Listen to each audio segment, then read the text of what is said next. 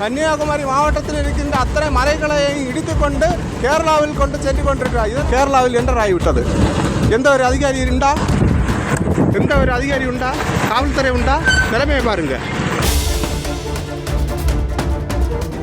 தமிழ்நாடு அரசு 3 மாதங்களுக்கு கேரளாவில் கனிம வளங்கள் கொண்டு செல்வதற்கு தடை விதித்திருந்தது.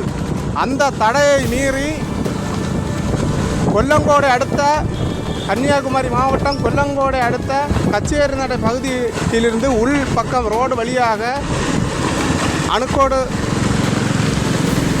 சந்திப்பு வழியாக தற்போது பிங்களத்தை நெருங்கி கொண்டிருக்கிறது இந்த வாகனம். எந்த ஒரு காவல்துறையோ எந்த ஒரு அதிகாரிகளோ இல்லை. என்ன சுதந்திரமாக இந்த வாகனம் செல்லுகிற கனிம வளங்களை ஏற்றிக்கொண்டு இந்த லாரி அழகாக சென்று கொண்டிருக்கிறது. தற்போது அது கேரளாவை ஒட்டியுள்ள பிங்களம் பகுதியை நெருங்கியுள்ளது. இந்த வாகனம் தற்போது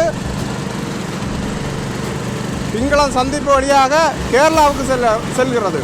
தினமும் ஆயிரக்கணக்கான வாகனத்தில் கனிம வளங்களை ஏற்றிக்கொண்டு இந்த வழியாக சென்று கொண்டிருக்கிறது. எந்த ஒரு காவல்துறையோ எந்த ஒரு அதிகாரிகளோ இந்த வாகனங்களை தடுத்து நிறுத்துவதற்கு இல்லை. கன்னியாகுமரி மாவட்டத்தில் இருக்கின்ற அத்தனை மலைகளையும் இடித்துக்கொண்டு கேரளாவில் கொண்டு சென்று கொண்டிருக்கிறார். இதன் காரணமாக இந்த பகுதியில் உள்ள மக்கள் அதிக விலைக்கு கனிம பொருட்களை வாங்க சூழ்நிலை ஏற்படுது. காரணம் என்னவென்றால் இப்படி கேரளாவுக்கு கடத்துவதுதான் மிக மிக முக்கியமான காரணம். இதா பிங்களத்தை நெருங்கியது கேரளாவில் என்டர் ஆகிவிட்டது. எந்த ஒரு அதிகாரி உண்டா? எந்த ஒரு அதிகாரி உண்டா? காவல்துறை உண்டா? நிலைமையை பாருங்க.